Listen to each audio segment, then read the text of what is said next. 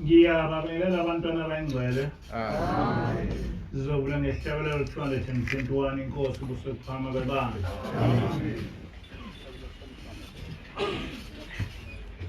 Ngiyeza Nkosi mina ngedwa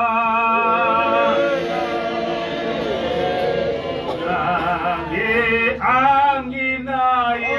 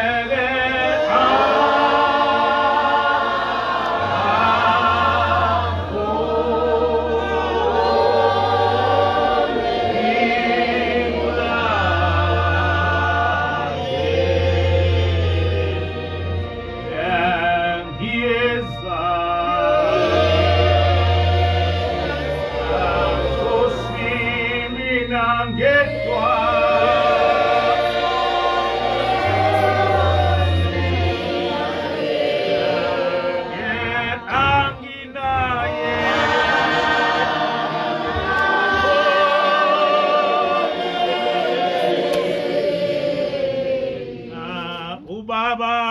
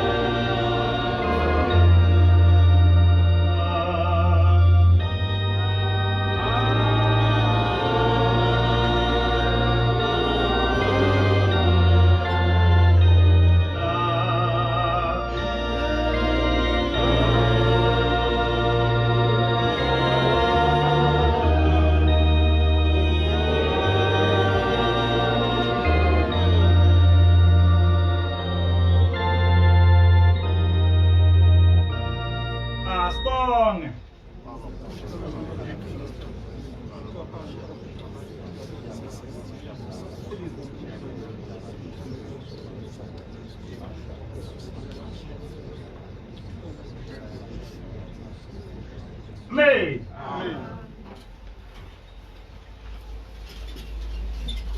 Lesi sihlabelelo esisihlabelelayo saqanjwa ubaba ilanga ngo-1938.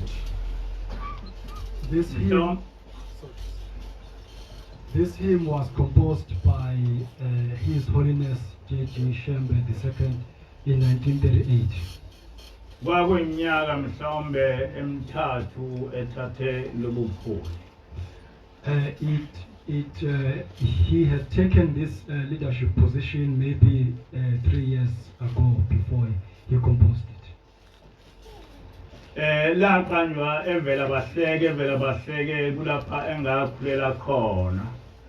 It was composed at Velabahlege home where I grew up.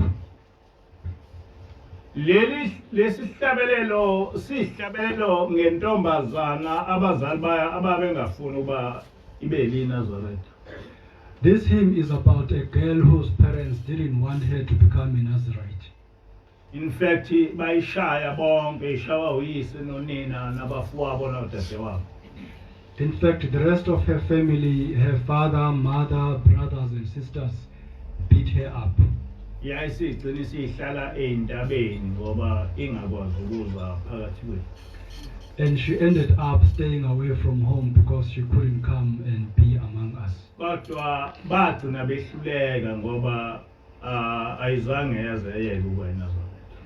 But they eventually had to give up because she never stopped being a Nazarite. So lesi sihlabelelo ke ubaba ilanga wayesusela kuleyo ntombazana. So this hymn was composed on the basis of this particular narrative about that girl. Uthi ke ngiyeza Nkosi mina ngedwa nginayo umphelekezeli ubaba kanye nomama abavumi ngikulandela. She says, Lord, I'm coming alone because no one is accompanying me since my father and mother don't want me to follow you. Nabafowethu kanye nodadewethu nabo bayawuzonda umoya wami. Even my brothers and sisters actually hate my spirit. Ithi ke ntombazana Nkosi vala izindlebe zami ngingazwa izwi lwabo ungabezwa ukuthi bathini. She goes on and says, Lord, please close my ears so that I may not hear what they are saying. Ngoba ngiyalizwa izwi lakho lingibiza. Because I can hear your voice calling me. Ngicela ke Nkosi kuba ungiphe inhliziyo ethandayo. Lord, can you please give me a loving heart? Iyaqhubeka le ntombazana ithi ngiyathanda ukubona lapho ukhona nenceku yakho. She proceeds and says, I'd like to see where you are with your servant. Uma ithi le ntombazana ngiyathanda ukubona lapho ukhona nenceku yakho ichaza ukuthi ngiyakuthanda uNkulunkulu ukubona lapha uhleli khona nomprofeti.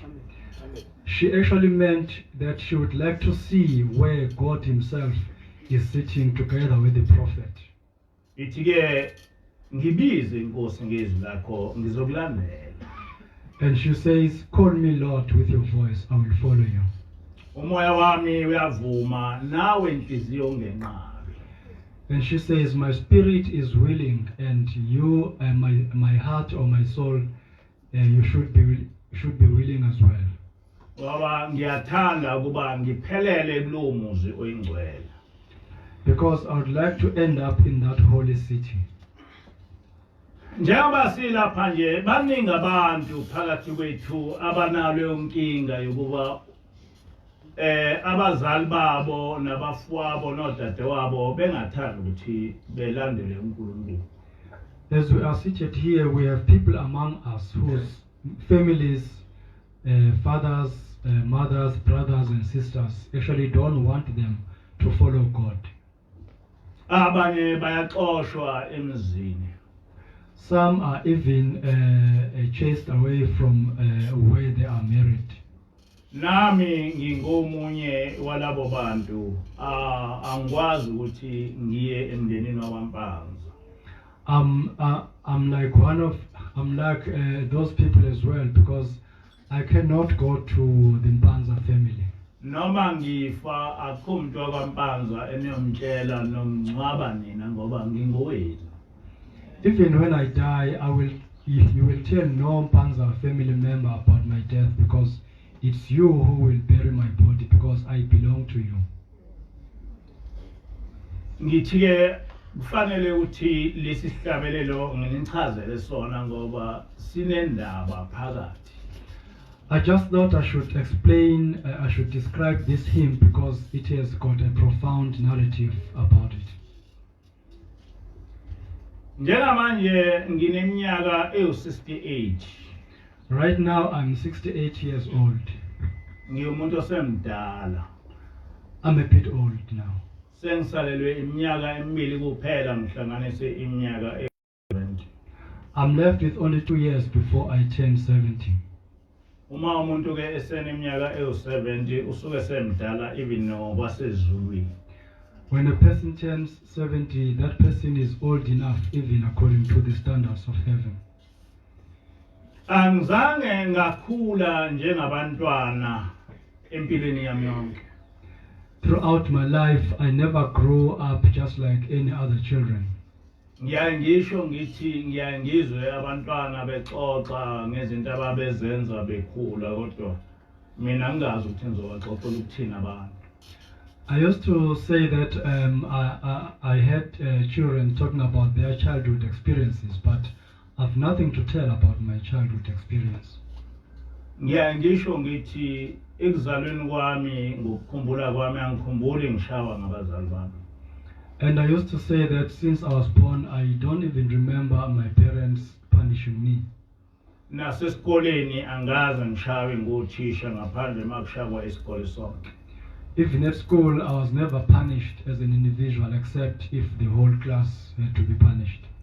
uNkulunkulu wayengiphe nenhlanhla ukuhlakanipha ngoba esikoleni ngaphuma unumber 1 kusukela ku first year ngaze ngafika ku standard 6 ngaze ngaphuma ngisho number 2. God just gave me this natural intelligence because at school I used to get position 1 right from the beginning of grade 1 up to grade 12. Ku standard 2 angizange ngamfunda ngaya ku standard 3 nakhona ngafika ngaphuma number 1. I didn't do grade 4. I was actually told to proceed to grade 5, and even there I got position 1 at the end of the year. Standard 4 angizange ngafunda ngahamba ngawusebenza ngabuya ngezokwenza standard 5 ngaqhubeka ngaphuma number 1. I never did grade 6, but I had to go and do some work, and when I came back I did grade 7 and I again attained position 1. Kodwa kukhona bonke lokho ngangiwumuntu othobile kakhulu ongakhulumi. But even though I was such a clever or intelligent individual, I was a very humble person. I was very shy and quiet. Ukuthoba kwami kwakuye kwenze abantu bengesabe. So the way I was so humble actually made many people to be afraid of me. Noma ngabe kwakuqhatha abafana babengangiqhathi mina.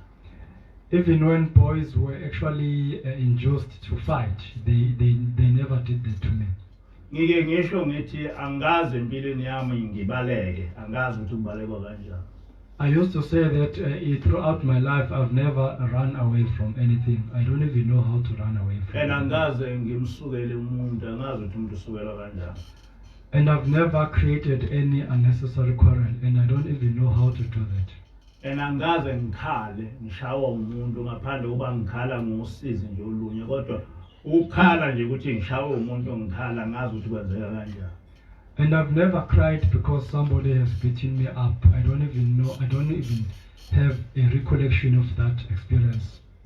Ngenkathi ngiqala kusebenza ngaba umabhalane isikhashana ngaba umshushisi isikhashana. When I started my career, I became a clerk for a while and then I became a prosecutor afterwards. Then impilo yami yonke ngaba imanje. Then I worked as a magistrate almost throughout my life. Ngaphatha abantu abaningi. And I was in charge of many people who reported to me. Ngesinye isikhathi ngaba imantshi yesifunda eBergville lapho kwakunezimpi eziningi kakhulu khona. At some point, I became a district magistrate in Bergville where there were so many tribal skirmishes or tribal wars. Imantshi ezazikhona zazingavalelisi itholakale seyibalekile khona ngoba kwakuyindawo embi kakhulu. Magistrates who used to work in that area, all of a sudden they would be found to have disappeared because it was a very dangerous place. Kodwa mina ngiwabiza onke amabutho aseBergville ngihlale nawo phansi ngikhulume nawo angaze ngibe nenkinga. But I would just call or summon all the warriors of Bergville, and I never had a problem after doing that. I would sit down and just discuss matters with them. Indlela ke uNkulunkulu owayengidale ngayo. And that is how ngibe umuntu nje oyileso simo. God just created me to be that kind of a person. Ukuba umfundisi akusiyona into engiqalayo ngisho ngikhula noma sengisebenza abantu abaningi babengibiza ukuthi umfundisi. Being a church minister now is not a new thing in my life. Even when I grew up, I would often be called minister, reverend, or pastor. Ngiyacabanga ukuthi ngathi ngizalwa kwakuvele kunqunyiwe ukuthi ngisebenze lo msebenzi. Yikho ngangivikeleka ezintweni zonke ezinjalo. I'm convinced that even when I was born, I was already mandated to do this kind of work. That is why I've been protected from so many things. Ikhona into enjalo ukuthi uze lapha emhlabeni suvele usuthunyiwe uNkulunkulu ukuthi kufanele wenze njalo. It does happen that when one comes into this world, there is already a specific divine purpose for that particular person. Uma ufunda incwadi kaJeremiah 1 verse 4 to 5 ifundeka kanje. Jeremiah 1 verse 4 to 5. Kwafika kimi izwi kaJehova lathi ngingakakubumbi esiswini ngakwazi ungakaphumi esizalweni ngakungcwelisa ngakubeka ube umprofeti ezizweni. The word of the Lord came to me, saying, before I formed you in the womb, I knew you. Before you were born, I set you apart. I appointed you as a prophet to the nations. Ikhona ke into enjalo abantu abayazi kodwa ikhona into enjalo ukuthi uthi uzalwa la emhlabeni kanti sukwaphila kwelinye izwe uze lapha ngoba usuthunywe nguNkulunkulu. Such a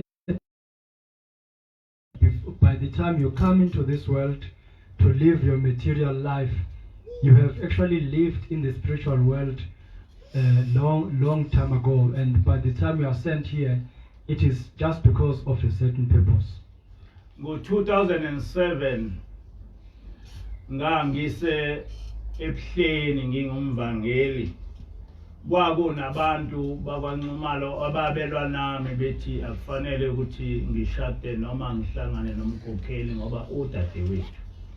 While I was at Ebuhleni branch, I was blamed by so many people from the Ngumalo family, telling me that I could not get married to my present wife because she was supposed to be my sister.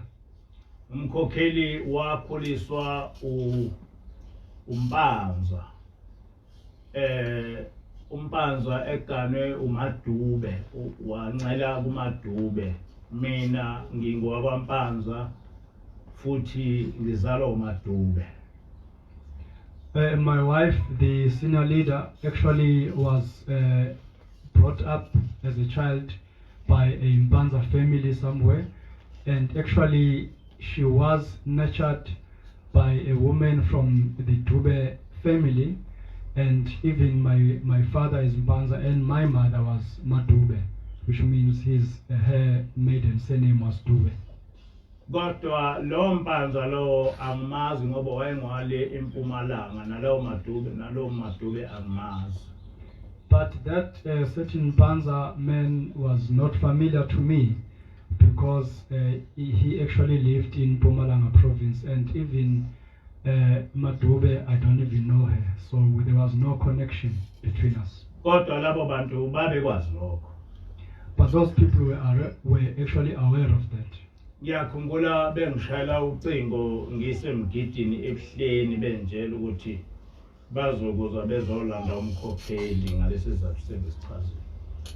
I remember that when there was a holy dance at Enkolweni, they actually made a telephone call telling me that they were going to come and collect my wife, take her back because of what I've just explained now. Kodwa kusoleso sikhathi kwafika ingilosi sithukuthele. But right at that moment, the angel came being filled with fury. Yathi bathini laba bantu bathi bazokwehlukanisa nomkhokheli. She asked, "What are these people saying? Are they actually threatening to take your wife away from you?" Babe kuphi mhla amadoda amathathu ezweni elithize emandulo ningakababikho ngisho eyiswini zabazali benu benquma ukuthi kufanele ukuthi nihlangane.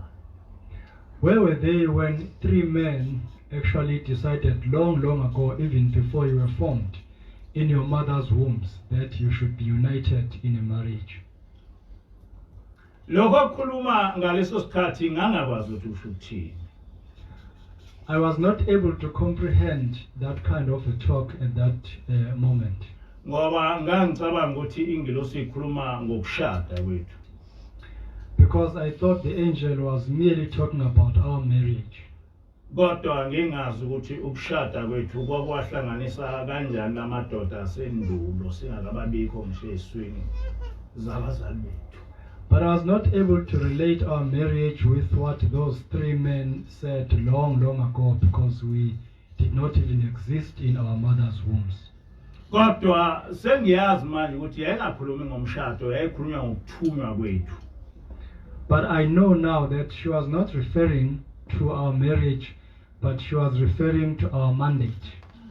Ukuthi kwasemandulo singakababikho la kulomhlaba kwathathwa isinqumo ezulwini ukuthi kufanele kuba size sizokhuluma indaba kaNkulunkulu. That even long ago, before we existed in this material world, the decision was taken in heaven that we should actually come down and do this and actually perform this function. Ngakho-ke uma kuqhamuka umuntu engithuka esho lokhu yanalokhu yana ngiyangithule nje ngithi akazi ukuthi uthini.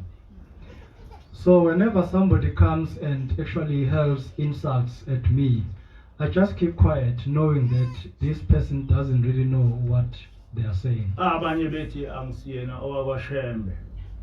Others saying that I don't even belong to the Shembe family.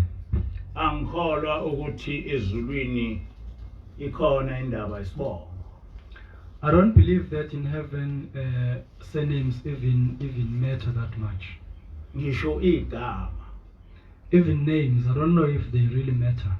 Kodwa uNkulunkulu uma ezokuthuma esizulwini ubuka isimo sakhe, character yakho, personality yakho, hayi isibongo sakho, hayi igama lakho. But if God is going to send you and mandate you to do a certain function, He doesn't really look at your name and surname. He looks at your character. Isihloko sale nkulumo sithi owembethwe ngomubi Uyisithiyo Enkolweni. The topic of this sermon is whoever is possessed by the evil one is an obstacle in our faith system. Ngiyazi ukuthi abanye kungabadida lokho, kodwa baningi abantu abembethwe umoya omubi bekholiwe. I know that others may be confused by what I'm about to say, but there are many people who are possessed by an evil spirit, even though they are supposed to be pious. isikhathi esiningi baba nezikhundla bebe abafundisi. In most cases, they even get church positions. They become priests. Abanye bebe abantu nje abadumile ebandleni. Others become famous people in the church. Uzucabange wena ukuthi amakholwa kanti abantu nje ababekwe uSathane. Until you even believe that they are pious people, but they actually have been annoyed by Lucifer. Abazilutho ngokukholwa. They actually know nothing about our faith system. Ngenkathi ngiphuma ebandleni lasebuhleni ngathola izinhlamba eziningi. When I left the Ebuhleni branch, I actually got insulted a lot. Inhlamba eyayinkulu ileyo ukuthi ngiphekula. The biggest, the most serious insult was that I was actually a terrorist. And lokhu ukuthi ngiphekula kwasukuma umfundisi esontweni kuyinkulungwane zabantu wathi akufanele ukuthi izintshumayelo zami zilalelwe amaNazaretha ngoba ngiphekula. The idea that I was a terrorist was actually perpetuated by a priest who stood up among thousands of people, telling them that my sermons should not be listened to because I'm a terrorist. Isikhathi esiningi makunemhlangano emikhulu kulalishunyayelwa leli ivangeli kwagcina amaNazaretha amaningi ngempela esaba ukuthi elalele injumayelo zami emsakazweni ngoba ngiphikile. In most cases, this message would be actually preached until at many assemblies, until many Nazarites became fearful of listening to my sermons, as they believed that I was really a terrorist. Namanje akhona amaNazaretha angalaleli ukhozi ngoba besaba ukuthi bazobe sebeqa umthetho wokholwa. Even today, there are Nazarites who don't even listen to my sermons on Ukhozi Radio FM because they are afraid that they might be seen as actually breaking their law because they've been told they mustn't listen to my sermons. Kodwa uma ulandela leli vangeli lokuthi akufanele kulalelwe izintshumayelo zami, angeke uthole ukuthi ezintshumayelweni zami ikuphi okwakuphambene noNkulunkulu engangikwenza. But when one starts analyzing this reasoning behind not listening to my sermons, it is almost impossible to find out exactly if I have preached anything against the law of God. Ngoba ngaphambi kokuba ngishumayele ngafundiswa kakhulu ukuthi kufanele abantu ngibatsheleni ngendaba kaNkulunkulu. Because before I started preaching, I was actually thoroughly trained as to what message I should convey to the people. Okokuqala nganikezwa incwadi eBhayibhelini ukuthi iziphi incwadi okufanele ukuthi ngisifunde uma ngifundisa abantu indaba kaNkulunkulu. First of all, I was given specific Bible books so that I would know which books I should read when I actually preach the message of God. Nganikezwa ihlabelelo zamaNazaretha ukuthi umprofeti uIsaiah wafundisa ukuthini ngale. And I was also given Nazareth hymns so that I would understand exactly what the prophet Isaiah, peace be upon him, taught about this faith system. Ngijwayele ukuthi ngikhulume ukuthi ingilosi into yokuqala eyayenza ukungifundela ivesi lesithathu lomthandazo weSabatha lapho uShembe khona ethi nokwesaba uJehova ngokugcina imithetho yakhe owayiloba ngenceku yakhe uMose ukuze kudumisa kwenu kwamukeleke kuThixo eMkhosi. She actually gave me a specific verse in the Sabbath prayer, verse 3, where she says, the servant of God, Moshe, told us that we should actually fear God and observe his laws so that our praise and worship can be acceptable to him. No. Ushembe washo yena uShembe ukuthi asesabe uNkulunkulu sigcine imithetho yakhe oyilobe encwadini ngoMose.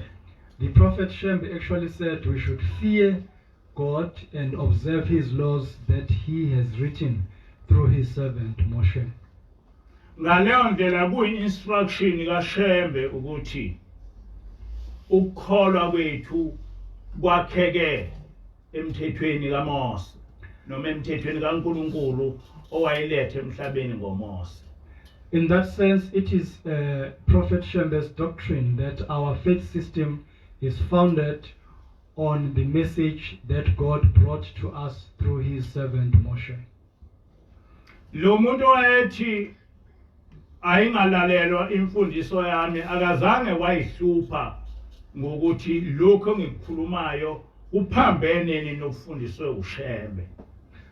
The person who actually advised others not to listen to my sermon never bothered checking if what I was teaching was actually contravening what Prophet Shembe has taught. Akazange wayihlupha ngokuthi lokho okukhulunywe uNkulunkulu eBhayibhelini ngiphambene nakho. He never bothered checking if what I am preaching is actually contravening what God says in the Bible. Kodwa okwakubalekile ukuthi engithuke ekhulume kabi ngami ukuze abantu bengayilaleli lento engiyikhulumayo. But his main purpose was to insult me and actually tarnish my name so that the people could not listen to my message. Usathane ungena kanjalo ke kumuntu ukuthi ezame ngawo wonke amandla ukuthi ungayikhuluma indaba kaNkulunkulu kubantu. That is how the devil actually enters and uses a person so that you may not be in a position to declare the message of God to the people. Lokhu kukhuluma kuyatholakala nakumaKristu asuke ephumile endabeni kaNkulunkulu. The same thing can be found among Christians who have actually abandoned the real message of God. Kujwayelekile ukuthi uzwe amaKristu ethi uyagxeka. It is commonplace experience to hear Christians saying that you are simply criticizing. Ungaze wazi ukuthi ukugxeka lokho abakushoyo bachaza ukuthini ngakho. And it becomes mysterious, actually even difficult to understand what they mean by this notion of criticizing. Again, nginikeze isibonelo.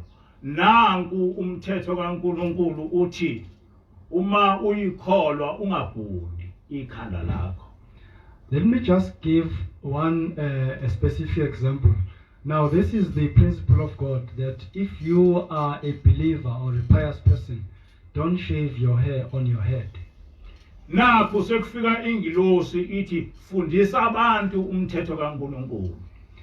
And now the angel arrives and says, teach the people about the law of God. Isithi ke ingilosi batshele abantu abakholiwe ukuthi bengabhundi amakhanda abo. And she goes on and says, tell these pious people not to shave their heads. Uma usuphuma uyobatshela lento ebhalwe uNkulunkulu phansi yakhulunywa ingilosi ukuthi abantu abangabhundi. Uma umuntu usumtshela ukuthi uthi uNkulunkulu abantu abangabhundi, then umuntu ebesethi uyagxeka. Usuke echaza ukuthi ufanele ukukhulume kanjani ukubatshela ukuthi bengabhundi. Then when you convey that very same message as you derive it from the Bible, as supported by the angel as well, and then when somebody says you are simply criticizing, then it's not easy to understand exactly how they think you should preach this message. Lo muntu akazi ukusho ukuthi uNkulunkulu wrong ngokuthi ethi abantu abangabhundi. This person will never say that God is wrong by saying that people should not shave their heads. Ngoba uyabona uNkulunkulu ubhalile ukuthi ungabhundi. Because it's clearly written down that you must never shave your head. Kodwa uzoza kuwe ezothi wena wrong ngokutshela abantu lokho okushiwo uNkulunkulu. But this person will simply come to you and tell you that you are wrong by just telling the people exactly what God has said. So kuyoba nempikiswana enkulu yokugxeka kodwa kungabanayo impikiswana yalokhu exactly okushiwo uNkulunkulu. Then there will be a huge argument about criticism instead of actually analyzing what God has said. Kanjalo ke nakumaNazaretha uma ngabe engithuka akaze ngabheka ukuthi lokho engikushoyo kuphambene nalokhu okwashiwo uShembe. Same thing applies to Nazarites. Whenever they insult me, they never actually analyze whether what I'm saying is contrary to what Prophet Shembe has taught us. Nako nokuthi lokho okushiwo uShembe kuphambene nalokho okushiwo uNkulunkulu. They don't even check if what Shembe has taught is actually contravening what God himself has told us. Nokuthi uNkulunkulu uyabheda yini ngalokho okukhulumayo. And whether God is just babbling by saying what he has said. Kodwa into oyitholayo ukuba kuthuke wena ukuthi ubatshelelana abantu ukuthi uShembe wathini. But what happens is that you simply get insulted for actually telling the people what God said. Ubatshelelana abantu ukuthi uNkulunkulu uthini. Why are you telling these people what God has said? Ngaleyo ndlela ke uyagxekwa, uyagxeka. Therefore you are criticizing. Ngokugxeka bachaza ukuthi awushumayeli uwrong kulento yenzayo. They actually mean that you are not preaching, but you are simply wrong in whatever you are doing and saying.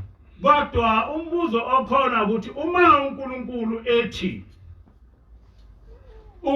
abantu bengakwenzi lokho bese wena udlulisa lo myalezo yiphi enye indlela okufanele udlulise ngayo kuthiwa awugxeki. But the question is, if God says go and tell these people not to do this and that, how else are you supposed to convey this message in such a way that you are not seen as a person who is criticizing?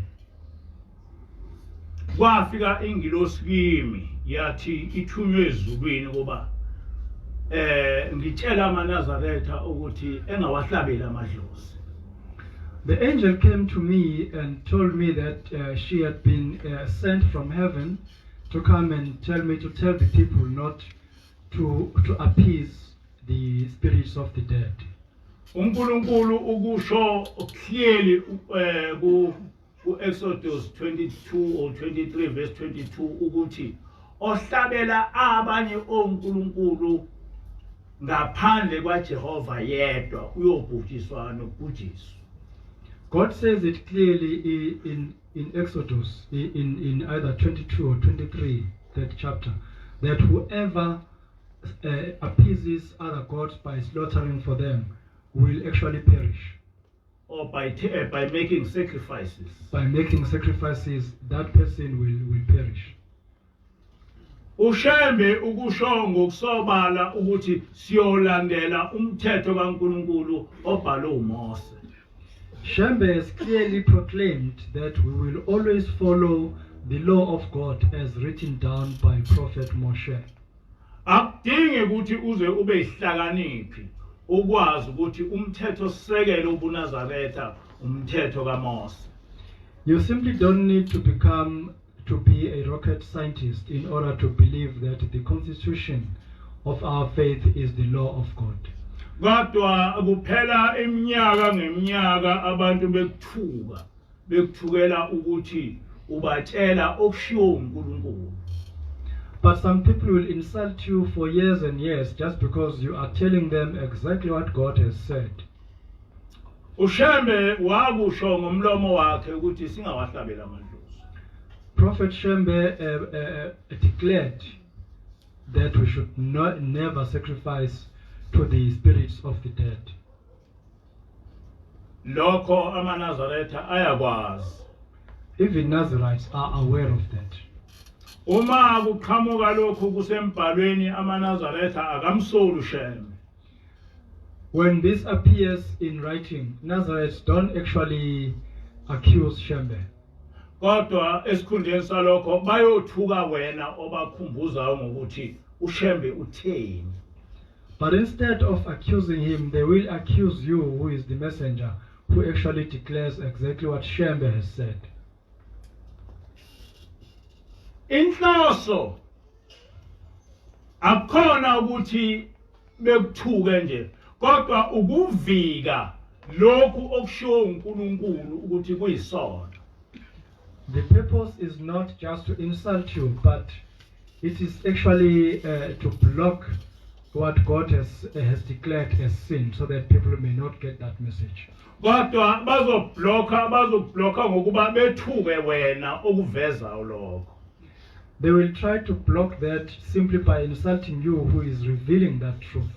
Ikhona ke ngithi abantu abasuke bethukunywe uSathane baba isithiyo enkolweni ngoba bayelwe ukuthi inkolo ingaqondi kodwa belwe ngokuthi bethuke labo abathunywe ukuthi beqondise inkolo.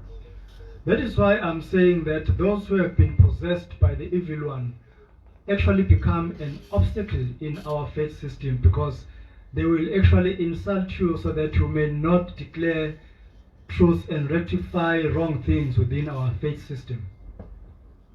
Ngishilo ngathi sengineminyaka ewu68 ngihlalelwe iminyaka emibili kuba ngihlanso 7. I've already said that I'm now 68 years old and I'm left with only 2 years to turn 70. Angusho phambi kwenu ukuthi akho lutho ola emhlabeni engilifunayo njengamanje. I must tell all of you that there's nothing in this world that I yearn for right now. Ngisho imoto enhle noma umuzi omuhle kangakanani into engekho engqondweni yami. Even fancy cars and beautiful houses, that is not part of my thoughts right now. Angazi ukuthi iyiphi into enhle ongase ungenzele yona engijabulise. I don't even know what good thing you can do in order to make me feel happy. Kodwa into engihluphayo ubuNazaretha ukuthi ngiyohamba emhlabeni ngikulungisileni ubuNazaretha noma ngohamba kungakalungi. But what is just worrying me is our Nazareth faith. I'm asking myself if by the time I leave this world, will everything have been fixed about our Nazareth faith? Ngiyaye ngicabange izinto ezasho ubabamkhulu egcina elala etsheni ecabanga indaba ukuthi uma esehambile kuNazaretha kuzoba njani. I even think about what Prophet Isaiah Shembe, peace be upon him, what he said even when he actually put his head on a rock, because he was worried about how the Nazareth faith would look like after his departure from this world. Noma emva kwababamkhulu kuNazaretha ngafanga kodwa kuhambe kwahamba ubuNazaretha bafa. Even though our Nazareth faith was not actually destroyed immediately after his departure, but as time went on, it was definitely destroyed. Ubaba ilanga wakhuluma wathi ukukholwa kuyafike kodwa emva kweminyaka ewu30 abantu beqede. His Holiness J.G. Shembe II once revealed that actually a faith system comes to us, but after about 30 years, some people just destroy it. Ngokuhlakanipha kwakhe wakubona ukuthi lokho kuyokwenzeka. Wayesethi emva kweminyaka ewu30 uyobuya emhlabeni. In his wisdom, he became aware that this would also happen, and then he declared that he would come back to earth after 30 years after his death. Nempela ukuba ubaba ilanga akazange wabuya emva kweminyaka ewu30 kuNazaretha ngabe sekuphelile. Surely if His Holiness J.G. Shembe II, if he never came back to this world, this Nazarite faith would be finished by now. Abantu abaningi uma becabanga kuNazaretha bayebecabange ngamaNazaretha, amalungu amaNazaretha. Whenever many people think about Nazarite faith, they simply think about Nazarites themselves.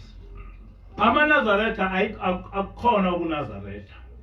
What Nazarites are doing right now has got nothing to do with Nazarite faith. Kungaba nebandla elikhulu lamaNazaretha njengoba kukhona oze-CC kodwa ubuNazaretha angababikho. One may lead a huge group of Nazarites, just like in the case of ZCC, but only to find that there is actually no Nazarite faith in that church.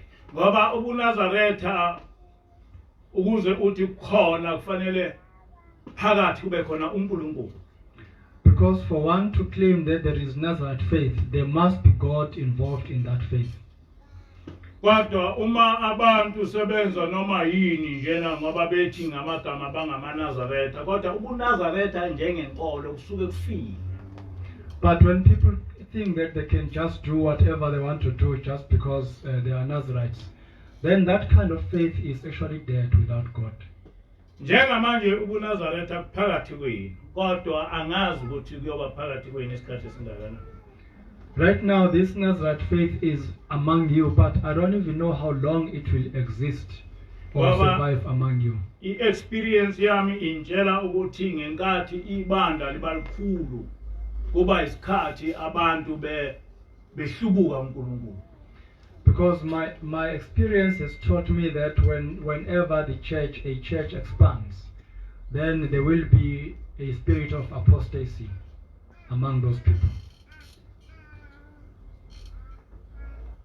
Ilento ke engiphatha kabi engithi ngiyacela kubaba omkhulu nakubaba ilanga nakubaba inyanga ezulu ukuthi benginikeze insuku ezinde la emhlabeni ngingahambi ngingayiqondisanga lento. That is exactly what is worrying me, and I always ask the three Shembe prophets, Shembe the founder, Shembe the second, and Shembe the third, to allow me to live much longer so that I can actually fix this thing on this world. Bengicelele uNkulunkulu ukuthi ngiphile isikhathi eside, hayi isikhathi eside nje, kodwa isikhathi eside sokulungisa lento abathena ngiyilungise emhlabeni. They should ask God on my behalf that I may live longer so that at that time I should actually fix what God really wants me to fix about this faith system. Ngoba njengamanje sengiyazi ukuthi ngalethwa la emhlabeni ukuthi ngilungise lento. Because right now I know that my divine purpose on this planet is to fix this faith system. Manje ke aziningi izinto eziyazinghluphe ukuthi uma ngase ngihambe emhlabeni ungase kucishe lokuNazaretha. Now I don't have too many reasons why I think when I leave this world, this Nazarite faith may actually disappear or vanish. Kodwa into engiyicelayo ukuqala ukuthi ngihambe emhlabeni selikhona iBhayibheli lamaNazaretha. But my first request to God is that by the time I depart from this planet, the Bible of Nazareth should exist. Angihambe la emhlabeni esekhona ama-college afundisa ngobuNazaretha. Amen. By the time I leave this planet, I would like to see that colleges that teach about Nazareth faith already exist. Angihambe la emhlabeni ubuNazaretha sekuhlangene kakhulukazi kubantu abasha sebeyiqonda lento yobuNazaretha njengentsha yelukhuza yenkolo yama-Muslims noma Islam. By the time I leave this planet, I would like to see young people actually fully understanding and being united under this faith system as it happens among Muslims.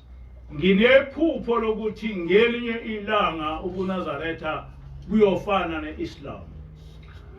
I have a vision that one day our Nazareth faith will be like Islam. Ukuthi kuyoba khona iBhayibheli lamaNazaretha elifana neQuran.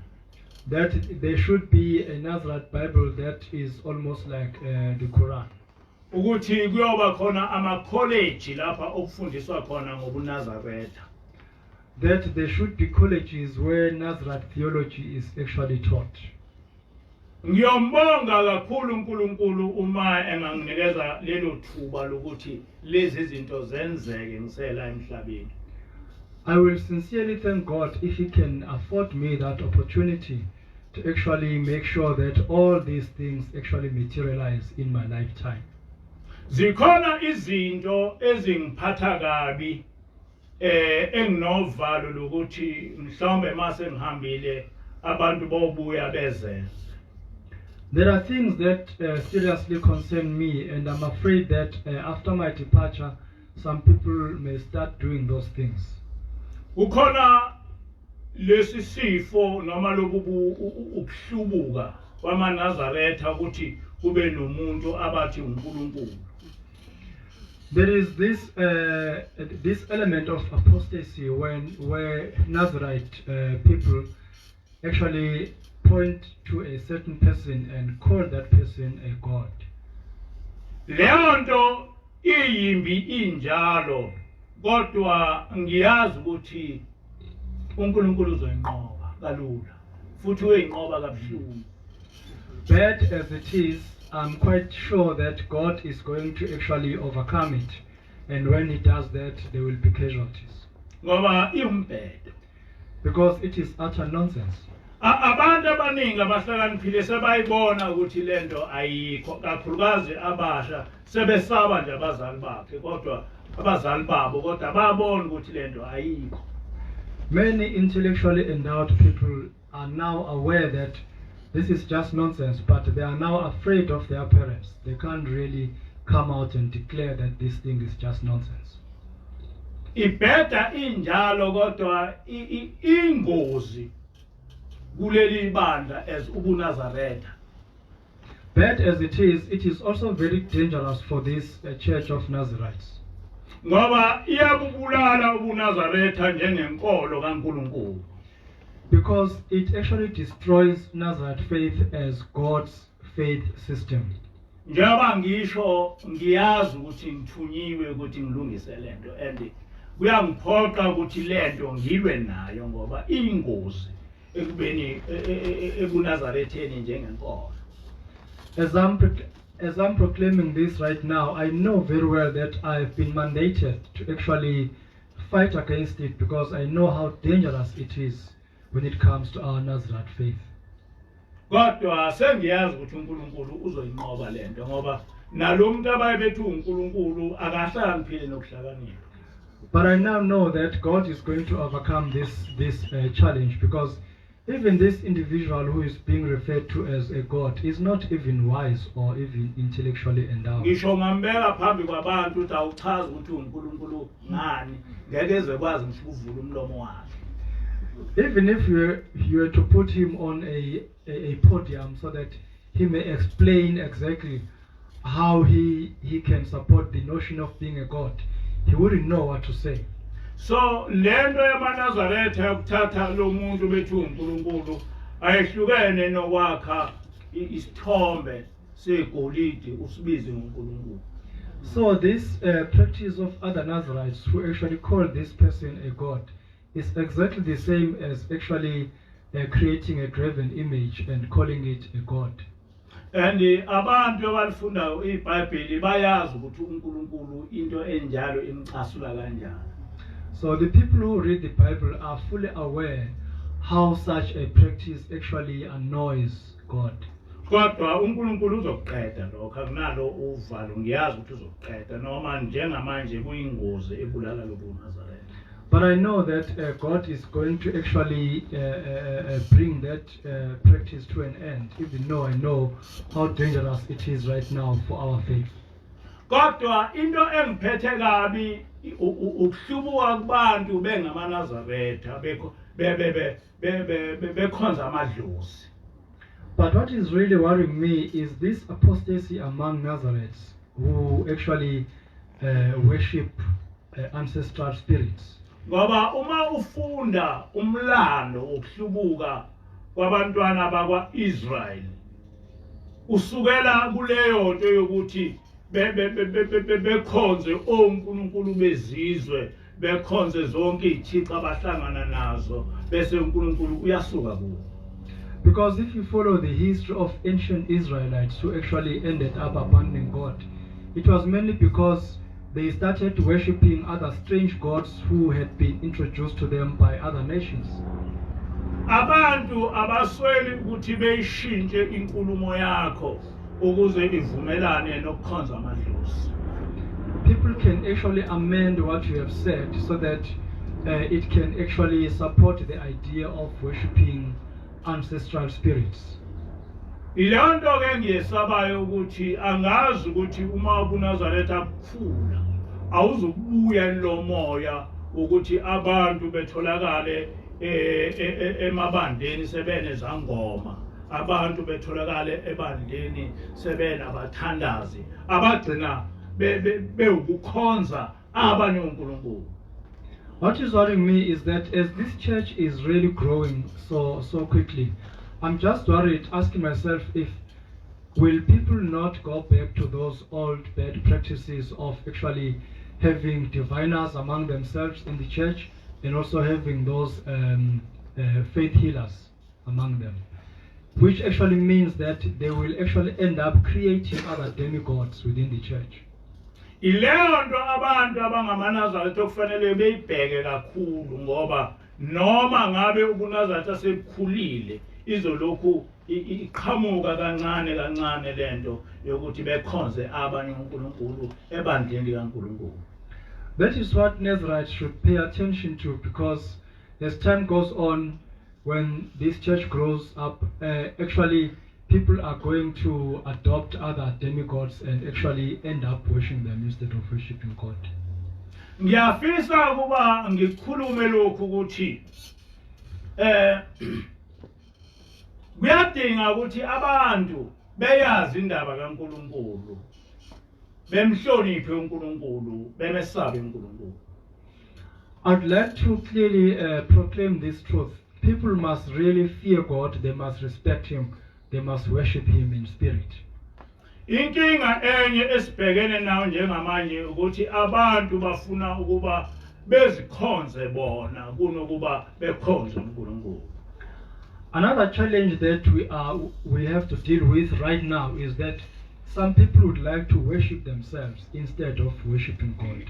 Abantu bafuna ukuba bejatshuliswe izinto ezedlulayo kunezinto zasezulwini engedluli.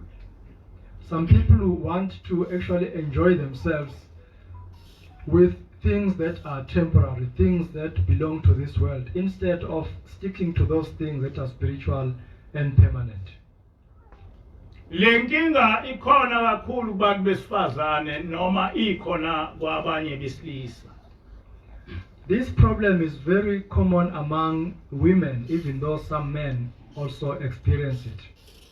Njengoba sekunama cellphone anamakhamera, sonke isikhathi ubona abantu beyithatha ithombe. Because of our advanced technology, when we have all these fancy cell phones, you see people taking selfies nowadays. Ukuhlala uyithatha isithombe kunomoya wokuzikhonza wena. Getting used to taking your own image photographically is actually accompanied by a bad spirit of self-worship. Ngenkathi wenza njalo uNkulunkulu uyasuka kuwe. The moment you do that, God departs from you. Abantu kakhulukazi besifazane bafuna ukuba bezakhe kunokuthi beneliswe ukwakhiwa uNkulunkulu. Most women would like to recreate themselves instead of simply enjoying that they have been created by the Almighty God. Bayebone ukuthi umlomo abawudalwe uNkulunkulu awanele bese befuna wabo obomvu. They often think that their lips they don't actually look good enough even though God created them, and they want to create these red lips. Namashiya banawo awanele bese bezakhela wabo. And they feel that their own eyebrows are not good enough, and then they actually create certain eyebrows. Lento iyamnyanyisa uNkulunkulu. This practice annoys God terribly. Ababebone ukuthi izinzipho ezinatural ayifanele bese bebanenzipho abazakhile. Just like ekufanele those, bona. just like those who look at their nails and think they are not beautiful enough, so and then they actually reform them so that they can be happy. Ababona ukuthi inwele zabo zemvelo azibafanele bese behambe befuna inwele zezinye izizwe ukuba behlobe ngazo. Those who believe that their own natural hair is not good enough, and they go away somewhere and buy weaves that make them look like other nations. Ababebone ukuthi iketi azibafaneli ukuze beveze izinqe kufanele befake amabhluke noma befake iketi emfisha eveza izinqe. Those who actually believe that skirts don't really suit them, so they go and look for trousers so that they can wear them, or short skirts so that their body shapes can be fully revealed.